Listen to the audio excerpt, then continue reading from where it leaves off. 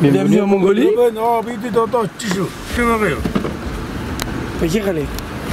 Eh ben, ça s'est bien passé, petit transfert sur l'aéroport domestique ce matin. Direction le nord, on a à peu près 1h15 de vol pour arriver sur la zone de chasse. Un mal en train dans un camp militaire. On va voir si c'est pas parti comme ça. C'est vrai que pour économiser 14 heures de voiture, on a décidé de prendre un petit vol privé, c'est un petit Cessna.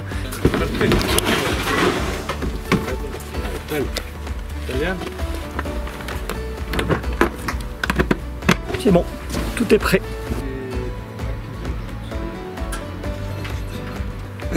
Bon, tout ouvert. Et ben allez, on est parti. Magnifique. C'est bon. Bonjour. Salut les gars, c'est Oron. Là, pas toi.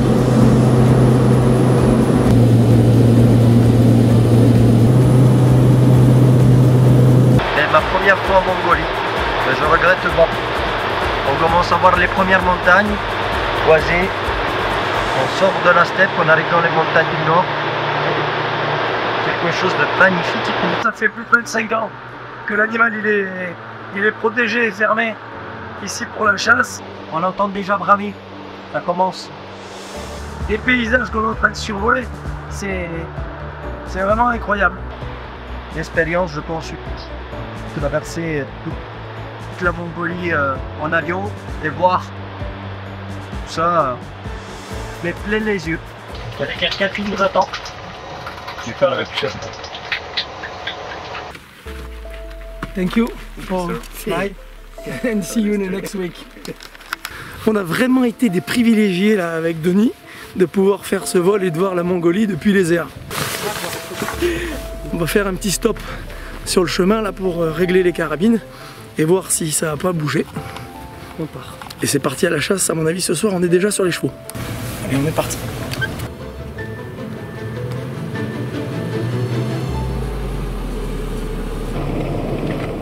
On fait un petit stop, on va checker les armes pour savoir si ça n'a pas bougé.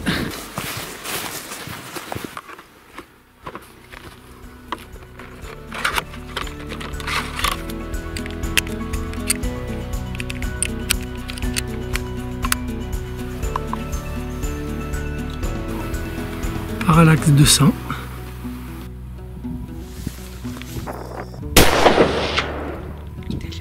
Tir à 200 mètres, pleine mouche. Elle est parfaite celle-là. On a 2 trous avec le 30-06 et 2 trous là avec le 7RM. Parfait. On y va? La chasse. Parti. Ouais, je suis assez content du résultat. On va pouvoir partir à la chasse. Les armes sont parfaitement réglées.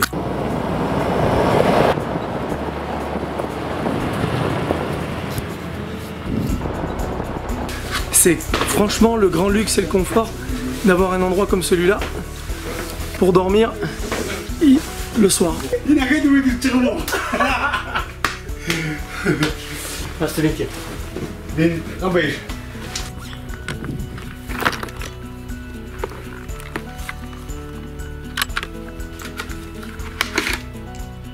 L'objectif ce soir, c'est de traverser la vallée, d'aller prendre des postes d'observation et d'aller jumeler et Denis de son côté et moi du mien.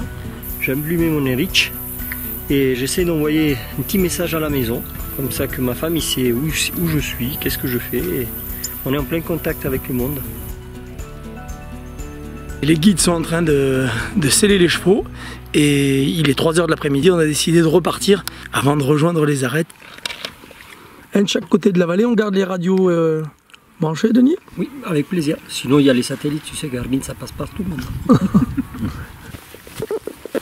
On traverse des endroits, les marales, il y a un maral qui a tout fracassé. Ah, je pense que le guide veut s'arrêter là. On est dans une pantraine, on va laisser les chevaux. Les animaux sont couchés la journée dans le travers. Donc l'idée c'est d'intercepter quand ils vont passer la crête, chercher l'eau ce soir. Là l'objectif c'est de longer encore cette arête. L'autre côté c'est complètement aride, il n'y a pas un arbre jusque dans le vallon. Et en face, c'est tout un travers de forêt. Et les animaux doivent traverser cette bande complètement dénudée pour venir sortir ici, là, sur l'arête et basculer pour venir boire là. J'ai 3 marals qui brament. Dès que le soleil va passer derrière le top d'ici 10 minutes, les animaux vont bouger. Et moi je serai beaucoup plus camouflé que là maintenant, en plein sur cette arête. Faut pas bouger. Ils vont peut-être sortir pour venir passer dans ce travers et venir boire dans le ballon derrière, c'est ce qu'on a espoir.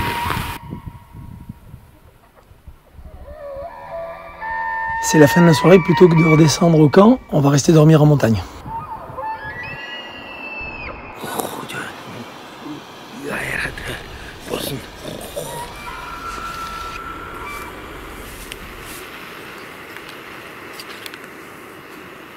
Apportez ça à notre guide. Vas-y, va.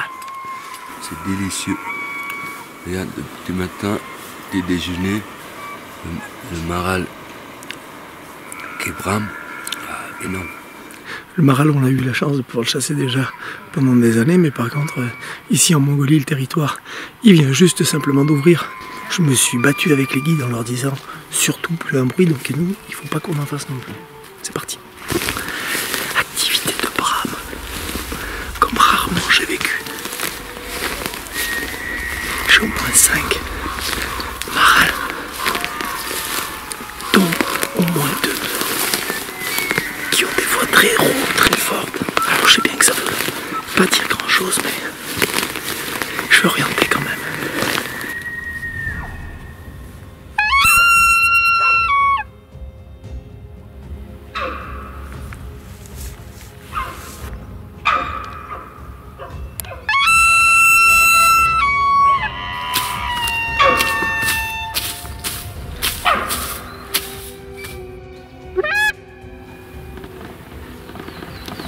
La magie de l'appel.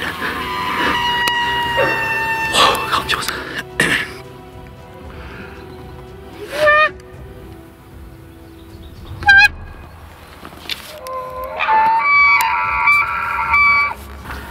Ça fait une demi-heure qu'on joue avec lui qui nous tourne autour. Je gratte les herbes au sol. Et ce maral, il nous répond, il aboie comme un chien.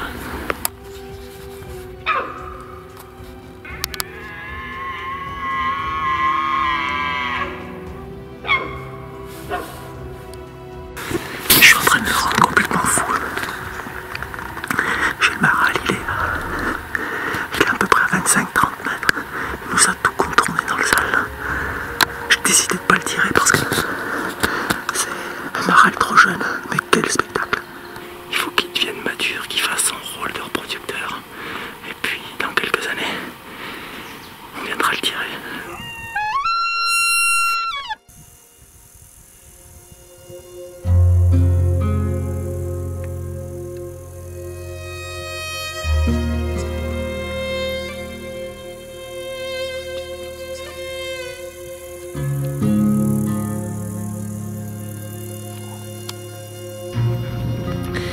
Finalement, pour pas passer la journée en montagne, on a pris la décision ce matin avec mon guide de redescendre ici au camp de base. Et je crois que c'était la bonne solution. Ça a pu permettre de recharger les batteries, les piles, tout ça. Puis étant donné qu'on n'était pas très loin. Spasiba. Pожалуйста.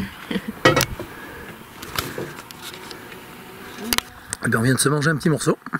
Ce matin, c'était un vrai concert. On va retourner au même endroit cet après-midi, prendre un poste d'observation assez ouvert avec une vue dégagée. On va changer les équipes et ce soir, je vais avoir un nouveau guide qui va m'accompagner en montagne.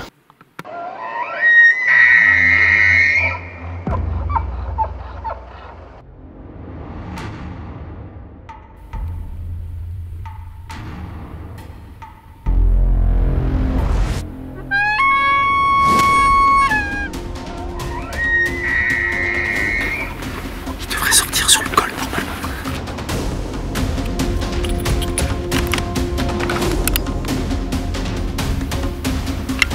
J'ai 250 mètres. Il faut que je mette 12 clics.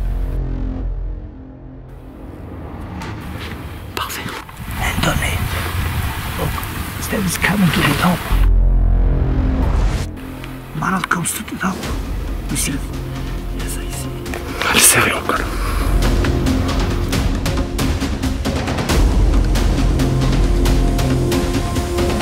Speak one bit. Yes.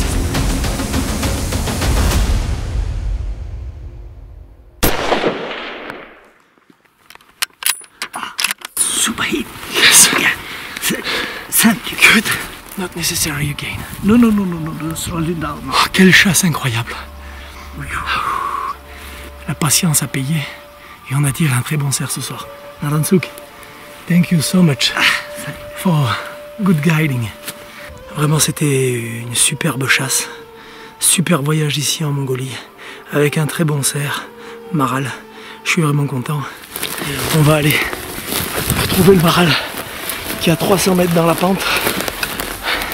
Un vieux cerf, de partout on peut voir qu'il est épais de la base, mais d'en haut aussi, avec un andouillé de massacre cassé. Il n'a pas de surandouillé. Un 12 irrégulier, mais tout à fait représentatif de la Mongolie. Chasse incroyable, cerf Maral de Mongolie, une première, en tout cas pour une expédition. On vient de découvrir un nouveau territoire qui est simplement incroyable. Gambatar, spasiba bolshoi. C'est une recette Édouard Loubet, sauf que la seule chose qu'il n'avait pas Édouard Loubet, c'était de la cervelle de Maral. Mais tout le reste après, c'est lui qui m'a tout appris. Ça, c'est pour le guide. Et toi, t'es bien les couleurs locales là maintenant. Ouais. Heureusement que tu t'es marié avant de partir, là, parce que sinon je te laissais ici. Hein. Dehors, c'est pas mal. Hein. Ben, j'ai préparé un petit carpaccio avec du filet coupé très fin. À mon avis, ça va être sympa. Je vais faire griller un filet mignon et puis ben, elle vient de nous préparer une salade avec des couleurs, ça sent bon pour terminer le séjour. À mon avis, on va se casser le ventre. Là, ça va être de la tuerie tout simplement. Yann, je t'annonce la couleur. On a Denis qui est en train de faire une image, tu vois. Il est juste là-bas dans la cabane. Donc ça fait que tu as un champ et un contre-champ. C'est du mensonge. Regarde. On t'attend depuis 1 heure. C'est rond. C'est un Men in Black le type.